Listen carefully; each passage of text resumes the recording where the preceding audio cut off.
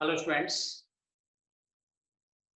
वायदे मुताबिक हम आपसे फिर मिल रहे हैं और मुलाकात अच्छी चल रही है क्योंकि हम अच्छा पढ़ा रहे हैं और आप अच्छा पढ़ रहे हैं और ये कॉम्बिनेशन बना रहेगा तो मंजिल दूर नहीं है।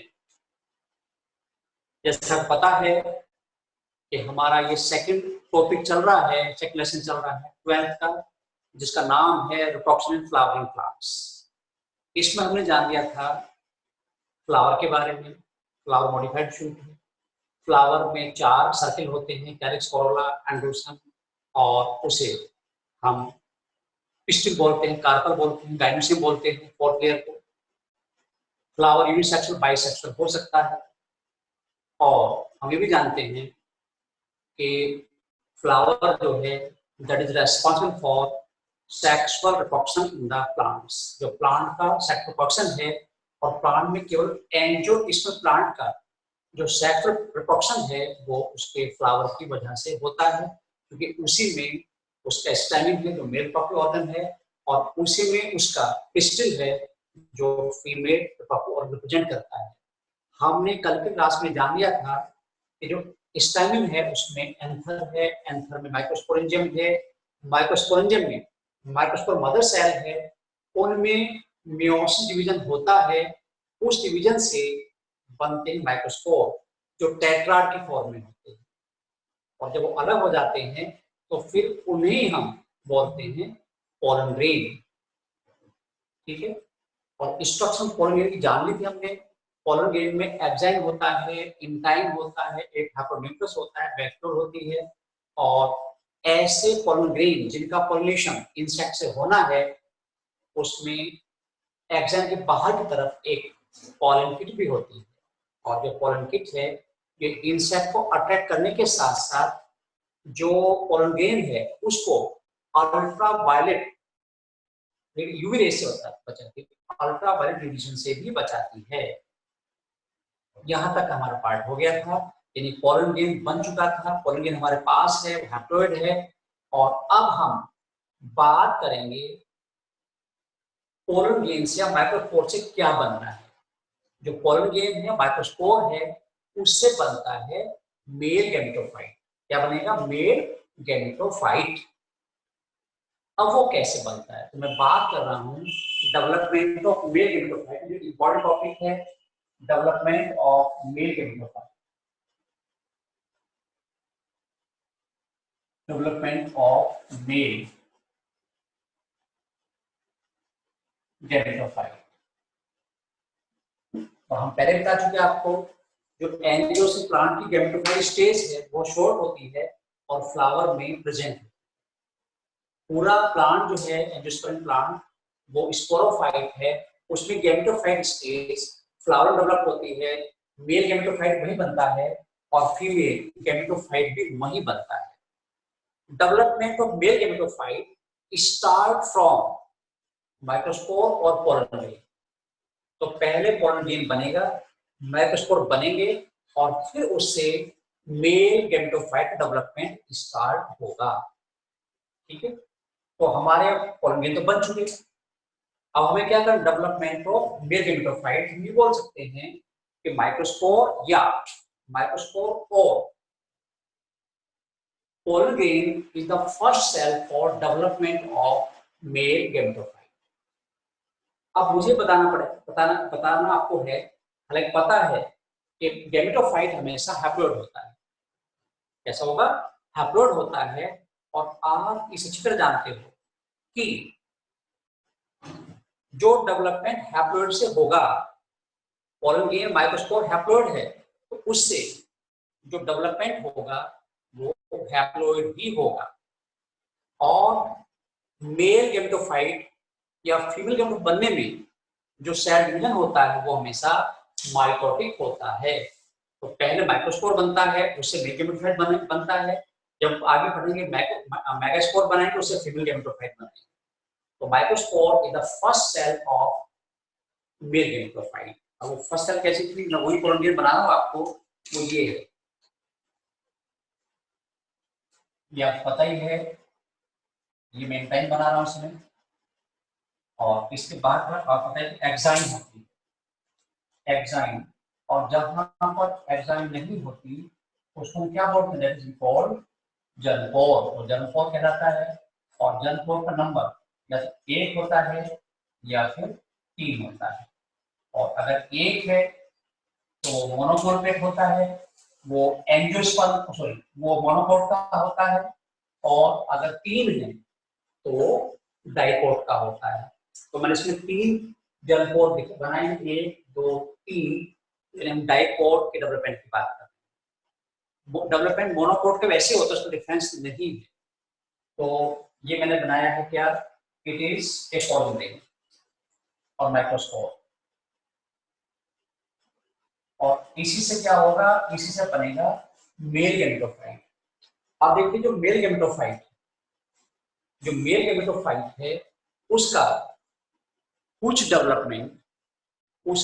डेवलपमेंट वहीं पर होता है जहां पर माइक्रोस्पोर प्रेजेंट होता है, जहां पर माइक्रोस्पोर बनता है। तो माइक्रोस्पोर कहां पर बना, माइक्रोस्पोरेंजियम में। तो कुछ डेवलपमेंट तो वहीं पर होगा जहां पर ये बना, यानी माइक्रोस्पोरेंजियम में होगा। और कुछ डेवलपमेंट जो माइक्रोस्पोरेंजियम है उससे बाहर जाने पर होगा। तो 2 स्टेज डेवलपमेंट होता है, एक डेवलपमेंट वही जहां पर ये बना, और एक डेवलपमेंट कहीं और जाके होगा, वो और कहीं होगा बताएंगे। तो 2 डेवलपमेंट होते हैं, 2 स्टेज के होते हैं। तो हम बात करते हैं इन सीटू डेवलपमेंट।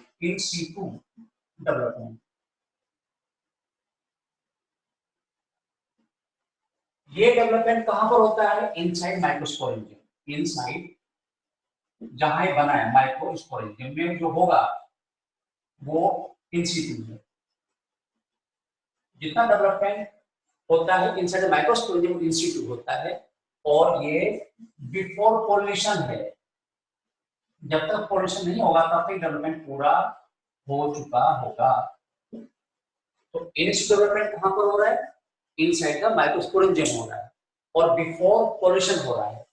और जब पॉल्यूशन हो जाएगा तो ये पोलन ग्रेन पहुंच जाएगा स्टिग्मा पर, स्टिग्मा पार्ट वहां पर पहुंच जाएगा, और कुछ डेवलपमेंट वहां पर होगा। तो 2 स्टेज डेवलपमेंट होता है, एक तो इनसाइड माइक्रोस्पोरेंजियम और एक ऑन स्टिग्मा।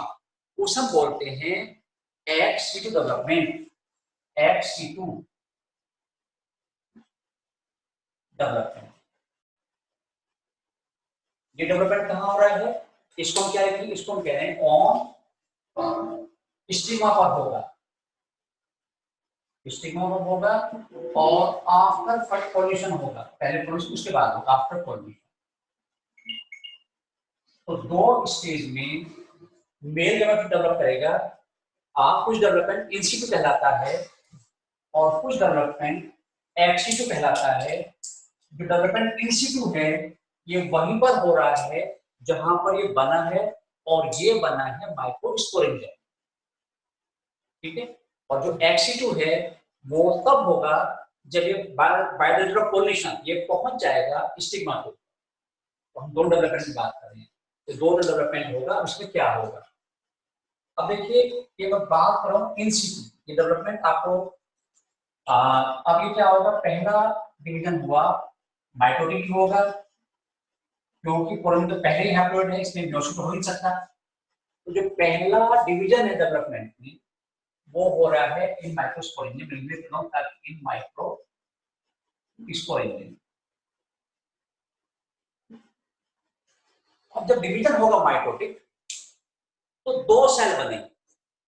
क्या पता है माइटोजन में 1 से 2 सेल बनती हैं, लेकिन ये डिवीजन अनइक्वल है, ये डिवीजन भेदभाव वाला है। मम्मी भेदभाव कर रही हैं, एक सेल ज्यादा साइटोप्लाज्म दे रही है और एक को कम साइटोप्लाज्म दे रही है। जिसको ज्यादा साइटोप्लाज्म मिलेगा वो बड़ी होगी, जिसको कम मिलेगा वो छोटी होगी। तो पहले डिवीजन में 2 सेल बन जाती है। आप याद रखो साइड अभी नहीं बढ़ेगा, क्योंकि एक्साइड जब तक बोले तो साइड नहीं बढ़ेगा, तो ये 2 सेल में 2 पार्ट डिवाइड हो जाए। और एक सेल बड़ी है और एक छोटी है। अब जो बड़ी सेल है इसको हम बोलते हैं vegetative cell. The large cell is known as vegetative cell. तो ये सेल बड़ी है, ये वाली बड़ी है, छोटी है। तो जब डिवीजन पहला हुआ माइटोटिक तो उसमें दो सेल बन गई। एक का नाम दिया वेजिटेटिव सेल जो लार्ज है, एक को नाम दिया हमने जेनरेटिव सेल छोटी। अब जो बड़ी सेल है इसका साइटोप्लाज्म डेंस होता ज्यादा होता है, इसका न्यूक्लियस बड़ा होता है, इर्रेगुलर शेप का होता है। तो बड़ा न्यूक्लियस है, इर्रेगुलर शेप का है और इसमें डेंस साइटोप्लाज्म है। इसका न्यूक्लियस छोटा है और बड़ी बात है जेनेटिक सेल इसके साइटोप्लाज्म में फ्लोट करती रहती है, इसके अंदर पड़ी हुई वहीं घूम रही है। तो छोटी सेल जेनेटिक सेल है और दिस सेल, ये सेल कहां पर फ्लोट करती रहती है? This cell float in the cytoplasm of vegetative cell. अभी तक में क्लियर हुआ कि जब डेवलपमेंट स्टार्ट होगा इसका मेल गैमेटोफाइट का, तो उसमें एक डिवीजन माइक्रोस्पोर में नहीं हो जाएगा, माइक्रोस्पोर में उससे एक बड़ी छोटी सेल बन जाएगी। बड़ी सेल वेजिटेटिव है और छोटी cell generative. Generally 60% angiosperm plant में यही होता है। और जब दो सेल बन गई तो ये वाला पार्ट पूरा हो गया, जो इंस डेवलपमेंट वो पूरा हो गया। यानी जो इंस डेवलपमेंट है बिफोर पोलिनेशन है वो मेल गैमेटोफाइट में दो डेवलपिंग मेल गैमेटोफाइट दो सेल बन चुकी होती हैं। एक सेल वेजिटेटिव है और एक जेनरेटिव। और अब क्या होगा? अब पोलिनेशन होगा। तो मैं फिर कह रहा हूं 60% एंजियोस्पर्म प्लांट में टू सेल स्टेज पर पोलिनेशन होता है। कुछ एंजियोस्पर्म प्लांट में थ्री सेल स्टेज पर भी पोलिनेशन होता है। अगर तीन सेल बनानी है तो यहां पर इसी सेल में जेनेटिक सेल में डिवीजन होगा और इससे दो मेल गैमेट बन जाएंगे। तो अगर थ्री सेल में डिवीजन हो रहा है स्टेज प्लांट्स में, उनमें मेल गैमेटोफाइट में एक वेजिटेटिव सेल होगी और दो मेल गैमेट होंगे। लेकिन मोस्टली टू सेल स्टेज पे होता है। क्वेश्चन भी पहले आया हुआ है कि इन एंजियोस्पर्म प्लांट पोलिनेशन आकर at how many cell stage. तो आपका जवाब होगा टू सेल स्टेज पर होता है और वो दो सेल, एक वेजिटेटिव सेल है और एक जेनरेटिव सेल।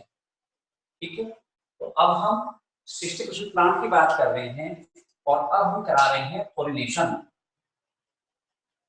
ये हो गया पोलिनेशन।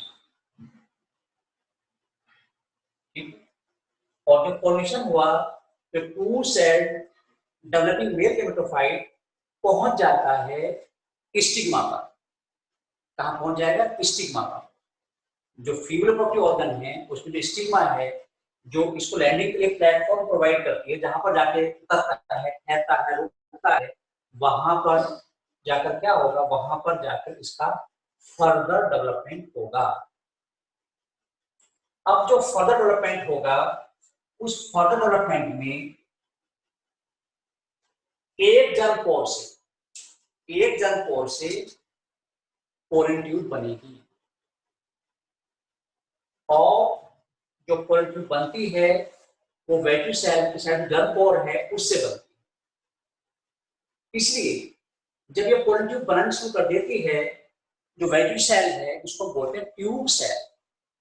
जब तक इससे पोलन ट्यूब बननी शुरू नहीं हुई तब तक तो वेजिटेटिव सेल है, और जब इससे पोलन ट्यूब बननी शुरू हो जाती है तो इसका नाम हो जाता है ट्यूब सेल। और अब हम इसका फर्दर डेवलपमेंट करा रहे हैं और उस फर्दर डेवलपमेंट में क्या होगा? पोलन ट्यूब बननी शुरू हो जाएगी। क्या बनी? Pollen tube. और याद रखो ये ट्यूब सेल इससे बन रही है, ट्यूब सेल है और ट्यूब सेल का न्यूक्लियस आगे चला जाता है। तो ये तो मैं लिखूंगा पोलन ट्यूब, इसमें क्या बोलूं, पोलन ट्यूब। उसको लिखूंगा tube cell nucleus, tube cell nucleus. और ये ट्यूब सेल कोई और नहीं है, ये वेजिटेटिव सेल है। और जो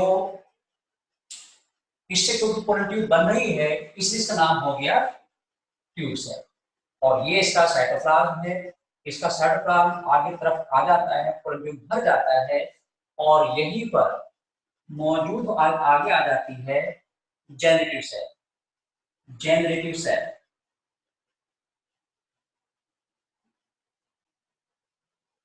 तो जेनेटिव सेल अभी भी जो पोलन ट्यूब का साइटोप्लाज्म है उसमें वो तैर रही होती है।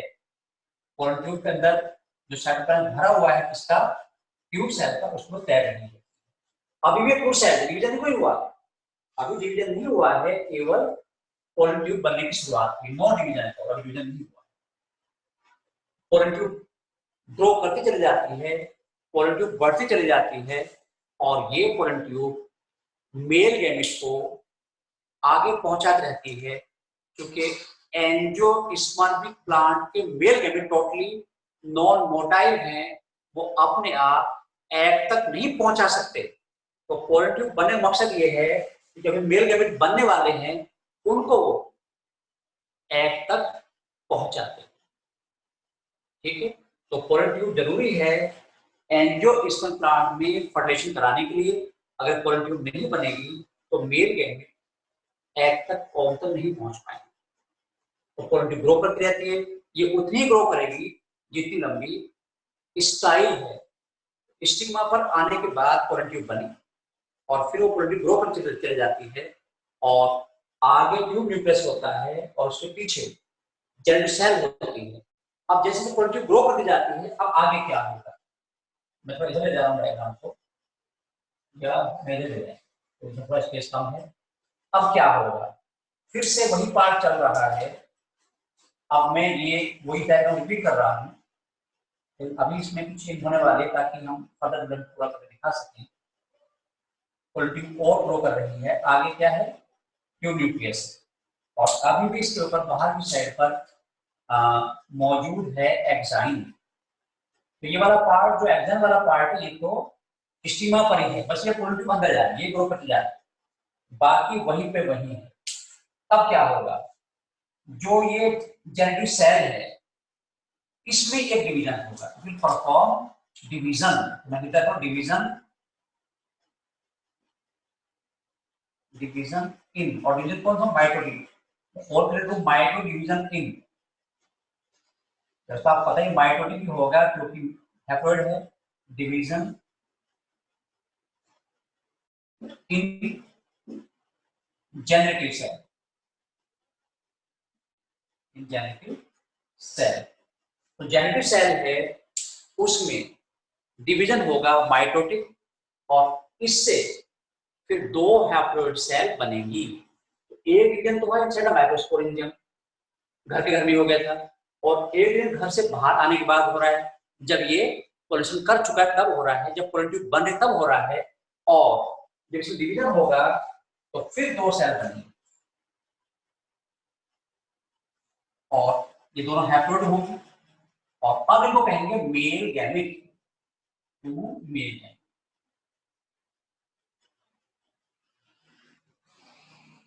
टू मेल गैमेट, तो एक डिवीजन तो हुआ पोलन गेन में, दो सेल बनी वेजिटेटिव और जेनेटिव, और फिर चला गया स्टिग्मा पर, इसने पोलन ट्यूब बनाना शुरू की। और पोलन ट्यूब में जेनेटिव सेल है, जो जेनेटिव सेल है उसमें डिवीजन होने से दो मेल गैमेट, और जहां मेल गैमेट बने, जो मेल गैमेटोफाइट है उसका डेवलपमेंट पूरा हो जाता है। तो दो स्टेज आपको याद रखनी है, कुछ डेवलपमेंट होता है माइक्रोस्पोरेंजियम में ही और कुछ डेवलपमेंट होता है स्टिग्मा पर जाने के बाद। जो डेवलपमेंट हो रहा है माइक्रोस्पोरेंजियम में वो इन सिटू कहलाता है, बिफोर पोलिनेशन कहलाता है, और जो डेवलपमेंट जाकर हो रहा है स्टिग्मा पर वो एक्स सिटू कहलाता है, और वो आफ्टर पॉलिनेशन ही होता है, that is called after pollination. बोलो क्लियर? अब मेरे कुछ क्वेश्चन, ये तो हो गया इसकी थ्योरी समरी। अब मैं कुछ क्वेश्चन की बात करूं। अब एक तो क्वेश्चन ये बनता है कि जो मेल गैमेट डेवलप करता है उसके डेवलपमेंट में कौन सा डिवीजन होते हैं होता है, वो कहता है mitotic, meiosis, both, none of these. तो केवल डेवलपमेंट में डिवीजन माइटोटिक होता है, ये माइटोटिक, ये mitotic. In the development of male gametophyte there is only mitotic division। अब वो कहेगा माइटोटिक क्यों हो रहा है, क्योंकि जिस सेल से डेवलप हो रहा है वो पहले ही हैप्लोइड, और ये बार बार कितनी बार बोल चुका, हैप्लोइड सेल में कभी भी मेयोसिस डिवीजन नहीं हो सकता, ये केवल डिप्लॉइड सेल में ही हो सकता है। अब ये भी हो गया, माइटोटिक डिवीजन होगा। अब वो अगला क्वेश्चन पूछता है कि how many division occurs in complete development of male gametophyte. तो बिल्कुल सिंपल सी है, आंखें खुली हुई है, दिखाई दे रहा है माइटोटिक यहाँ हुआ, माइटोटिक यहाँ हुआ, दो ही बात हो। In the complete development of male gametophyte only 2 mitotic division takes place. 2 mitotic division होते हैं, और बस अंतर यह है कि एक होता है माइटोस्पोरेंजियम में और एक होता है पॉलिनेशन के बाद इनसाइड द पॉलिन। दो क्वेश्चन क्लियर हो गए, कितने डिवीजन होंगे, माइटोटिक होंगे, दोनों होंगे। अब अगर ये तो पॉलिनेशन 2 सेल स्टेज पे हुआ है, अगर 3 सेल स्टेज पर होता तो फ्री डिवीजन यहीं पर हो जाता, और इसमें पोलन ट्यूब ना, यहाँ पर पोलन ट्यूब बनते हुआ और वहां बिना पोलन ट्यूब के ही बन जाता। तो ये भी क्वेश्चन बनता है कि अगर जो पॉलिनेशन है वो 3 सेल स्टेज पर हो रहा है, 3 सेल स्टेज पर हो रहा है, तो उसमें 3 सेल कौन कौन सी होंगी? आप कहोगे एक वेजिटेटिव सेल है और दूसरी दो जो हैं वो मेल गैमेट। अक्सर जिम्नोस्पर्म में, जो जिम्नोस्पर्म प्लांट हैं उनमें 3 सेल स्टेज, 4 सेल स्टेज और 5 सेल स्टेज पर पॉलिनेशन होता है।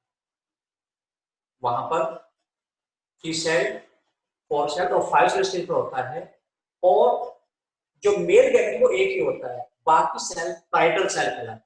तो मेल वहां पर ये 2 मेल गैमेट हैं, वहां पर मेल गैमेट एक ही रहेगा, जो एडिशनल सेल का नंबर बढ़ेगा वो पैरेटल सेल कहलाएंगी।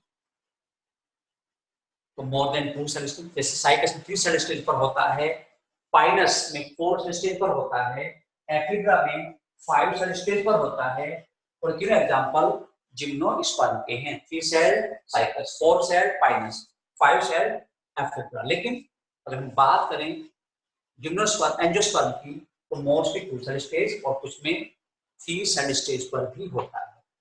अब अगला क्वेश्चन मैंने की तरफ जाकर बहुत बात कर रहा हूं आपसे, वो ये है, कोई पूछता है कि भाई एक मैच्योर मेल गैमेटोफाइट में कितनी सेल होती हैं? How many cells are present in mature male gametophyte? आप इस डायग्राम को देख के बताओ कितनी सेल मौजूद है इस मेल गैमेटोफाइट। ये मैच्योर है, 3 सेल हर मैच्योर हो जाता है एंजियोस्पर्म में, और आपका जवाब है इसमें 3 सेल है। Mature male gametophyte is 3 cell. भाई एक सेल पे ट्यूब सेल है पूरी, ठीक है, ये इसका न्यूक्लियस है, और 2 इसमें मेल गैमेट, हर मेल गैमेट कंप्लीट सेल है, तो 2 मेल गैमेट 2 सेल हो गई, और एक पूरी ट्यूब सेल वाली ट्यूब वाली सेल ट्यूब सेल हो गई। तो ये भी क्वेश्चन क्लियर हो गया कि वैसे complete developed male gametophyte is 3 cell. अब वो पूछ सकता है कि इसमें कितने न्यूक्लियस है, तो क्लियर 3 सेल हैं, तो न्यूक्लियस 3 है, 1 न्यूक्लियस, 2 न्यूक्लियस, 3 न्यूक्लियस। दोनों मेल गैमेट का एक अपना न्यूक्लियस है और एक न्यूक्लियस ट्यूब सेल का है। इससे हम बोल सकते हैं कि ये 3 सेल और 3 न्यूक्लिएट होता है, और 3 सेल नाम भी आप पता है, एक ट्यूब सेल है और दूसरी जो है वो 2 सेल मेल गैमेट है। अब देखो उसने कितना अच्छा क्वेश्चन पूछा। उसने जनरली हम क्या बोलते हैं, वेजिटेटिव सेल और ट्यूब सेल बोल देते हैं जनरली, हम क्या बोलते हैं सेल और ट्यूब सेल, लेकिन जब तक पूरा ट्यूब नहीं बनाती तब तक उसमें क्या नहीं होता, ट्यूब सेल को नहीं बोला जा सकता।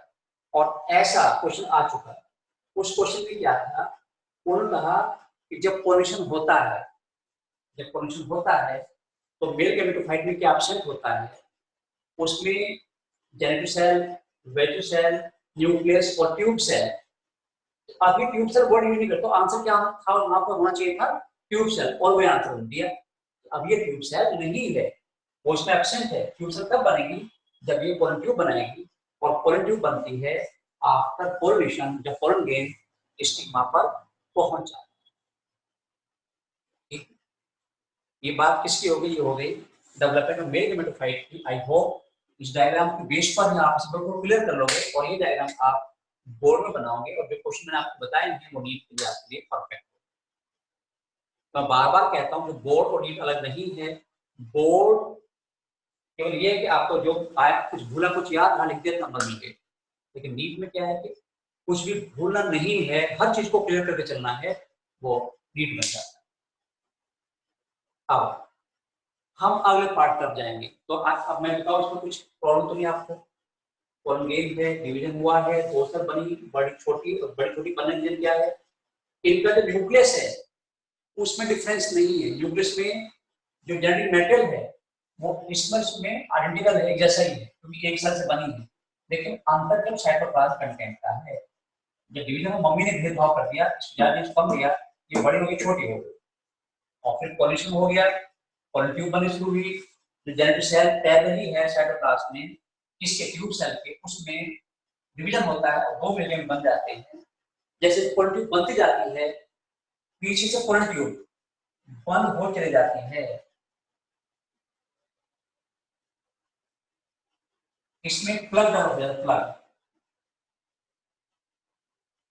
और ये प्लग है, ये कार्बन का बना होता है, और इसका मकसद होता है कि मेल गैमेट पीछे ना चले जाएं, वापस ना चले जाएं। तो जैसे जैसे पोलन ट्यूब आगे बढ़ जाएगी, पीछे वो ब्लॉक हो चली जाएगी, उसे हम प्लग बोलते हैं। और पर्पस क्या है उसका, to prevent the back flow of the gametes. माने हवा तेज आंधी वांधी आई, फ्लावर ने खूब लहराया और वो वापस चले गए और आगे नहीं आए, तो फिर रिलेशन नहीं होगा। तो उसको फिक्स करने के लिए उन्होंने भैया आगे बढ़ो पीछे रास्ता बंद, आगे बढ़ो पीछे रास्ता बंद, पीछे जाने का कोई चांस नहीं छोड़ा, ये प्लग। अब मैं इसको खत्म करके अलग टॉपिक शुरू कर रहे हैं, जिसमें क्लियर हो गया डेवलपमेंट ऑफ मेल गैमेटोफाइट। यहाँ पर बोर्ड और नीड दोनों में इसमें से काफी क्वेश्चन आने की संभावना रहती है, और जब क्लियर हो जाता है तो फिर आपका कोई क्वेश्चन नहीं छूटेगा। मैं बार बार आपसे कहता हूँ कि क्लास के बाद जो क्लास में मैंने पढ़ा है, जो मैटर आपको मिल रहा है, उसके बाद मुझे बताना ये क्वेश्चन मेरा नहीं हुआ है। फिर वही क्वेश्चन नहीं होगा जिसमें आपको लैंग्वेज आपको पकड़ में नहीं आए, लैंग्वेज डिफरेंस कर सकते, आंसर आपके पास होगा। मेरे समझाने के बाद आप लोग कहते हैं ये सही सही सही, आप सही कह रहे हो, आप पकड़ में आ गया। तो क्लास के बाद प्रैक्टिस करते रहे। मैंने कई सारे क्वेश्चंस, बहुत सारे क्वेश्चन भेजे हैं, अच्छे क्वेश्चन है, नीट के लेवल के हैं, नीट के कोई कोलेक्ट कर रहे हैं, और लगभग 80-90 क्वेश्चन हैं अप्रोक्सीमेट और भी लेसन के, वो आप करें। और मैं आंसर के लिए भेजूंगा, अभी बाद में भेजूंगा, जब आप थक जाओगे, आप कहोगे ये सब हो गए, एक बचा है, दो बचा, अब आंसर की भेजो, तो आप उसकी प्रैक्टिस अच्छी तरह करें। इतना सिस्टमटाइज नहीं हो सकता। देखिए बिल्कुल बोर्ड और नीट दोनों को बिल्कुल बैलेंस लेके चल रहे हैं, और यही बड़ी बात है। मैं हमेशा कहता हूँ भैया देखो, बोर्ड मेरे अकॉर्डिंग चलो 95 प्लस आ जाएंगे, हालांकि 14 और 16 में 100 आउट ऑफ 100 बायो में आ चुके हैं। पिछले साल हमारे 17 बच्चों के 95 प्लस थे, 17 स्टूडेंट्स के, और मैंने ग्रुप के डाल रखे हैं वो पिछले ग्रुप पे। और मेरा मानना ये है कि मैं इसलिए कह रहा हूँ कि मैं अच्छा पढ़ा, इसलिए मैं कह रहा हूँ मेरा बच्चा पढ़ने वाला होता है, हमारा स्टूडेंट पढ़ने वाला होता है, टशन मटेरियलिस्ट वाला नहीं होता। ये मेरा अपना लक्ष्य समझ लो कि I always got good students, जिसकी वजह से ऐसा बोल पा रहा। और जो गुड होता है वो गुड ही होता है, मीठा होता है, समझदार होता है, अच्छा होता है। अब हम अगले टॉपिक पर जा रहे हैं, और अब ये तो मेल गैमेटोफाइट, मेल की और भी बात हो गई। अब हम बात करेंगे इसकी, अब हम बात करेंगे पिस्टल की, which represent to the female reproductive organ pistil. Pistil. अब देखिए सिंगल पिस्टिल एक कार्पेल कहलाता है और सबको मिलाकर बोलते हैं gynoecium. The total entire group of pistil और कार्पल इज कॉल्ड गाइनोसियम। अगर गाइनोसियम में एक पिस्टिल है उसे बोलते हैं मोनोकार्पलरी। क्या बोलेंगे? मोनोकार्पलरी। इफ गाइनोसियम है सिंगल पिस्टिल, मोनोकार्पलरी। दो पिस्टिल है बाइकार्पलरी, तीन है ट्राइकार्पलरी, चार है टेट्राकार्पलरी, पांच है पेंटाकार्पलरी और उसके ऊपर हम बोलते हैं पॉलीकार्पलरी। यानी एक गाइनेशन में सिंगल पिस्टिल लेकर न्यूमरस बहुत सारे पिस्टिल हो सकते हैं, बहुत सारे कार्पल हो सकते हैं। और ये आपको याद आ रहा होगा पिस्टिल अगर किसी फ्लावर में मेल रिप्रोडक्टिव ऑर्गन नहीं है, फीमेल है, उसे हम बोलते हैं पिस्टिलेट। पिस्टिलेट बोलते हैं। और कुछ फ्लावर तो ऐसे हैं जो रोते हैं, कहते हैं हमारे पास कुछ नहीं है, ना मेल है ना फीमेल है। इसको अदरवाइज में फ्लावर की बात कर रहा हूँ, आप दूसरे में पहुंच गए, ना वो मेल है ना फीमेल है। ऐसे फ्लावर भी होते हैं जिनमें ना मेल रिप्रोडक्टिव और ना फीमेल है, वो न्यूट्रल कहलाते हैं, न्यूट्रल। और जो मैरीगोल्ड फैमिली है, जिसका नाम पुराना नाम कंपोजिटी है, नया नाम एस्ट्रेसी है, उसमें ऐसे फ्लावर होते हैं। जनरली इस टाइम तीन तरह के फ्लावर है, ray floret, disc floret and neutral flow rate.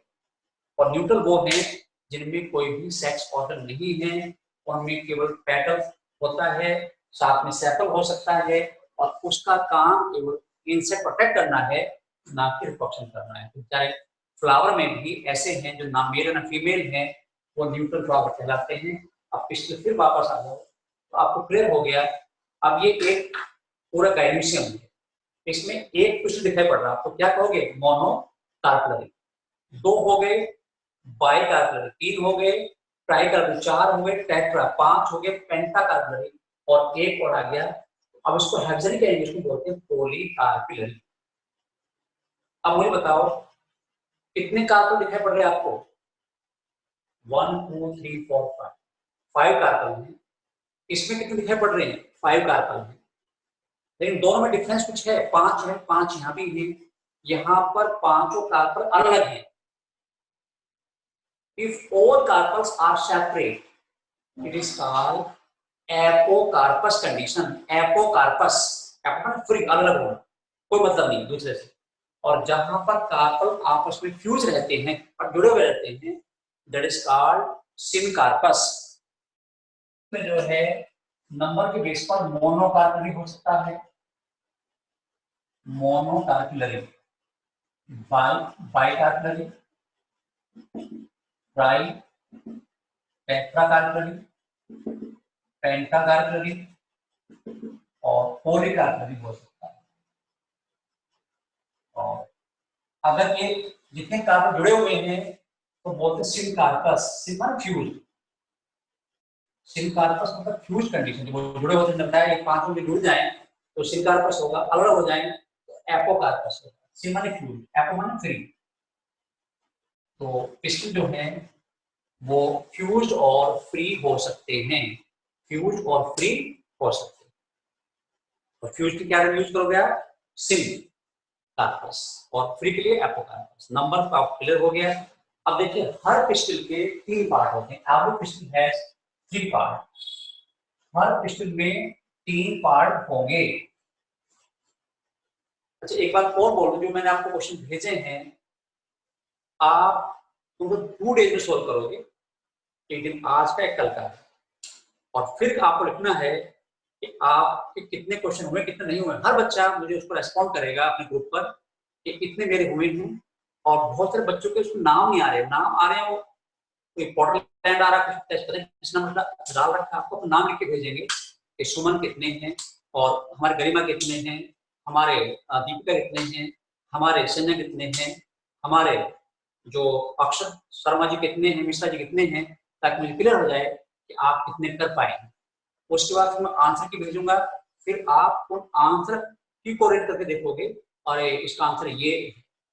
अगर वो आपको क्लियर हुआ ये क्यों है तो ठीक है, नहीं हो रहा है तो फिर आप फिर मुझसे कहोगे कि अब आप इसे एक्सप्लेन कर दो ये आंसर क्यों है, और ऐसा करने से हमारा परफेक्शन आ जाएगा। लेकिन कुछ क्वेश्चन क्लास में डिस्कस कर लिए, कुछ आपको भेज दिए और सारे क्वेश्चन अच्छे भेजे हैं, क्लास में सारे क्वेश्चन अच्छे डिस्कस किए थे। और मैं कभी भी कबाड़ को पसंद नहीं करता, तो कबाड़ गंदगी फैलाता है। अच्छे क्वेश्चन को प्रायोरिटी देते हैं, प्रेफर करते हैं। मैं बार बार कहता हूँ number of question never count. मेरे लिए आपको 500 क्वेश्चन करता मुझे इरिटेशन हो कि आप कहोगे मैंने सर्कुलर शिफ्ट में 500 क्वेश्चन किए, कुछ उसको 5 दे देते हैं, तो मैं कहूँगा बेवकूफ आदमी से नहीं पता अच्छे बुरे में डिफरेंस क्या है। आपको तो हमें तो 60-70 मैक्सिमम 100 क्वेश्चन जो अच्छे हैं उनको ध्यान देना। अब वो होता क्या है उसमें 80 15 बार 80 ये 82 82 83 चलता रहेगा, 10 क्वेश्चन कर दिए और नंबर बढ़ाने के बाद वो आपको पता ही है। तो हमें तो उन क्वेश्चन जहाँ पर थोड़ा समझदारी होती है, जहाँ पर वो एग्जाम कोरेक्ट करेंगे बस वो नंबर बढ़ाने की वजह से। तो हर क्वेश्चन में 3 पार्ट, आप क्वेश्चन है 3 पार्ट और मैं डायग्राम बना के समझाऊंगा आपको। ये एक ट्री बनाया मैंने प्लेटफॉर्म स्ट्रक्चर, एक में ट्यूब जैसी स्ट्रक्चर, और नीचे का पार्ट में इसको स्वेलर पार्ट इतना फूला हुआ होता है।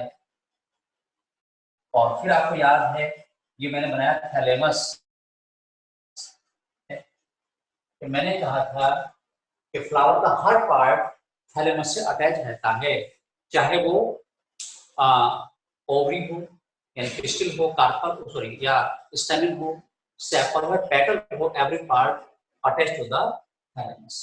तो ये पहला पार्ट हमारा हुआ स्टिग्मा, दूसरा हुआ स्टाइल, थर्ड हुआ ओवरी, और तीनों में कहलाएंगे पिस्टिल। पिस्टिल अब इनके काम क्या है देखिए, जो स्टिग्मा है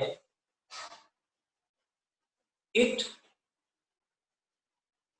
provide a platform for the landing of pollen grain.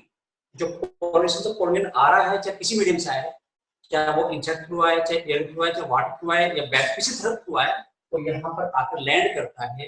एक तो मिक्स का पहला काम हुआ इट प्रोवाइड एक platform for landing of the pollen. साथ ही साथ ये स्टिग्मा जब एग मैच्योर हो जाता है तो ये एक स्टिग्मेटिक सिक्रीशन प्रोड्यूस करती है, क्या बनेगी एक सिक्रीशन बनाएगी जो यहाँ पर इकट्ठा हो जाएगा। और अगर स्टिग्मेटिक सिक्रीशन प्रेजेंट है तो वो इंतजार कर रही है कि कब पतिदेव आए और गठबंधन हो एग का और मेल गैमेट का। यानी कोई बात को जज करता है कि मेल जो फीमेल गैमेट है एग है वो बना हुआ है और अब तो तू आ जा, और तू मतलब पोर्गेन आ जा, पर ये इसके अपने हाथ में नहीं है। अगर सेल्फ पोलिनेशन है तो अपने हाथ में है, फिर तो आ ही जाएगा, जरूरत नहीं है। लेकिन क्रॉस पोलिनेशन है तो फिर तो कई बार इंतजार की घड़ियां लंबी हो जाती हैं और फिर आखिर में अब तू आ मत आ, मैं तो गई काम से, यानी एग तो गया काम से। अब वो आने के बाद फायदा नहीं होगा। तो जिस चीज जो सिंक्रोनाइज वे है उधर एग मैच्योर हुआ उधर पोलन आ जाए तो फटे चांस बढ़ जाते हैं। और अगर वो अलग टाइम पर ऐसा होता है तो फिर उस पोलिनेशन को फायदा नहीं होता। और नेचर में देखो बिल्कुल इतना सरप्राइज किया हुआ चीजों को जो रिदमिकली अपना आप साथ साथ होती रहती है। अगर ऐसा ना होता तो प्लांट जन तक खत्म हो चुके थे। आप देखो जो प्लांट आप करोड़ों साल पहले जो आप पर ओरिजिनेट हुआ है वो आज भी से मौजूद है, इसी प्रोसेस फॉलो करता आ रहा है और बिल्कुल रिदमिक करता आ रहा है। और बात हम इंटरफेयर करें बात अलग है, लेकिन नेचुरली इसमें इंटरफेयर नहीं होता, वो देर से देर वहां तक पहुंच जाता है। अब दो काम क्या हुआ, पहले काम तो प्लेटफॉर्म देना उसको करने के लिए, यहाँ इकट्ठा होने के लिए, दूसरा स्टिग्मेटिक सिक्रीशन यूज करना। और एक बात और भी है, वो बात ये है कि जो ये सिक्शन बनाती है वो अपनी स्पीशीज के पोलन गेन के लिए होता है। और कोई पड़ोसी आ जाए तो लिफ्ट नहीं मिलती। अगर कोई पोलन गेन किसी और स्पीशीज आ सकता है, नहीं होता एयर से आगे तो रोक दे, तू नहीं आएगा, मेरे अपनी स्पीशीज आएगा। अगर रेंडर्ड कोई अनवांटेड पोलन गेन आ जाता है तो जो स्टिमुलेटेड सिक्रीशन के काम नहीं आता वो उसको डेवलपमेंट नहीं करेंगे। तो यानी एक पोलन पिस्टल इंट्रैक्शन होता है, यानी जो स्टिमुलेटेड सिक्रीशन है वो उसी स्पीशीज के पोलन ग्रेन के लिए होता है और उसी की वजह से उसका फर्दर डेवलपमेंट होता है। अगर कोई और पोलन आ जाए, आ सकता है, एयर से आ सकता है, इंसेक्ट साथ आ सकता है, तो वो उसको सुटेबल नहीं होता, उसको डेवलपमेंट नहीं होता। एक स्पीशीज का सिक्रीशन दूसरी स्पीशीज को तोड़ने के लिए सपोर्ट करता है और इसे बोलते हैं पोलन पिस्टल इंट्रैक्शन।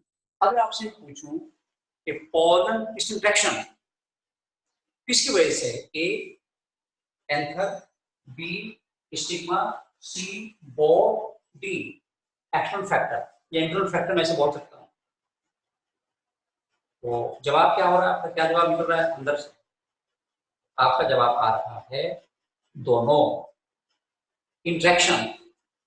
लेकिन ये जवाब गलत है, क्योंकि पोलन तो आ सकता है, उसे पता नहीं कहाँ जाना है, भाई जो एयर साफ नहीं अपनी मर्जी जा रहा है तो नॉन मोटाइल जाएगा नहीं। लेकिन स्टिमुलेटेड सिक्रीशन फिक्स है कि जो अपना आएगा उसे डेवलपमेंट कराऊंगी और जो किसी और का डेवलपमेंट नहीं कराऊंगी। तो pollen interaction is due to stigmatic secretion, not due to pollen grain. एक अच्छा पॉइंट और क्लियर हो गया।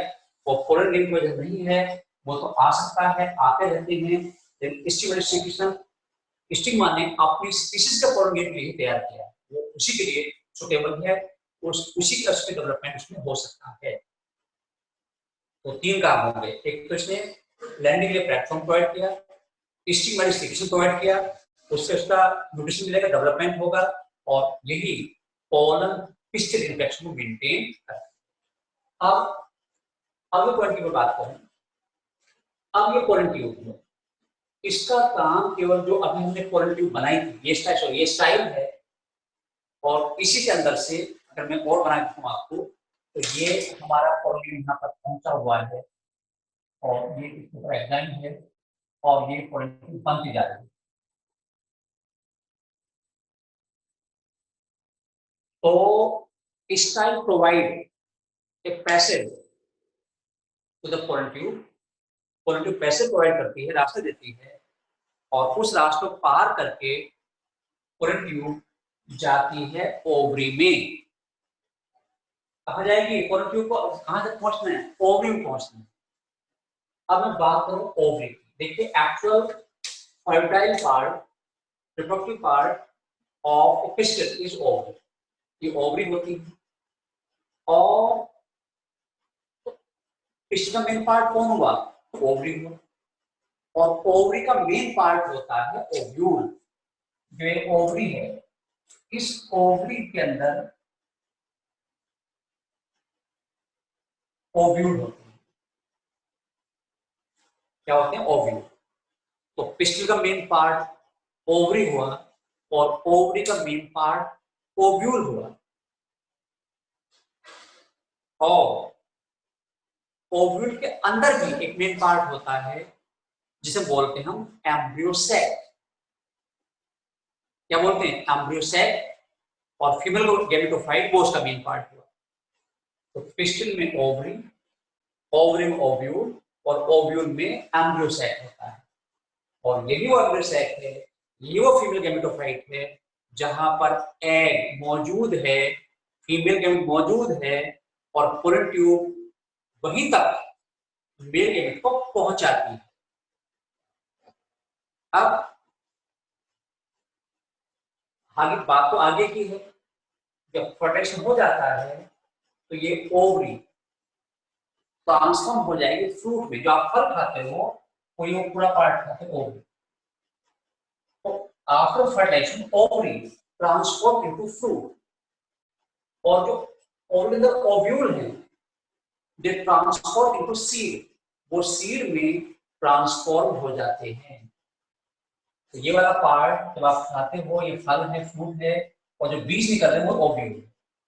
अब मुझे बताओ कि आपने पपाया खाते हो, आप पपीता खाते हो, उसमें बहुत सारे सीड निकलते हैं। तो जो पूरा पपाया है वो ओवरी है, राइपन ओवरी है, तो जिसमें सीड निकल रहे हैं वो ओव्यूल है। तो अगर कोई पूछे कि पपाया में जो ओव्यूल रहे होंगे ओवरी में, वो 1 है, मैनी है या लिमिटेड है? मैनी। ठीक है, हर सीड एक ओव्यूल से बना है। अगर आप ये कहो कि 50 सीड एक फल में, एक फ्रूट में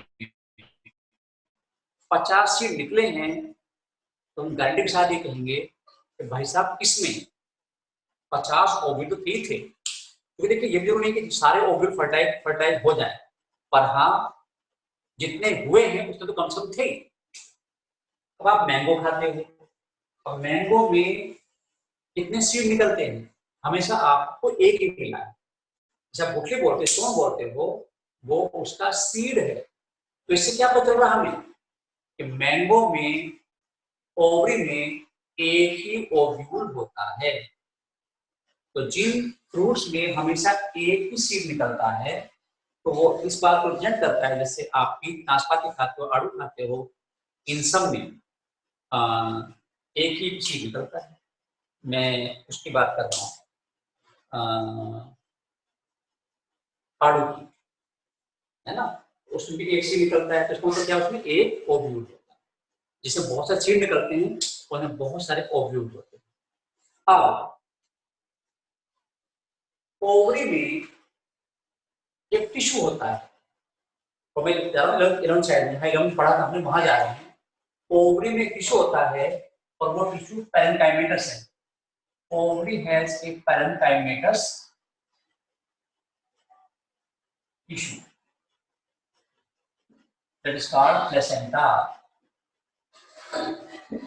तो ओवरी में टिश्यू है जो पैरेन्काइमेटस होता है, और इसको हम प्लेसेंटा बोलते हैं। और इसी प्लेसेंटा पर ओव्यूल अरेंज होते हैं, अटैच होते हैं।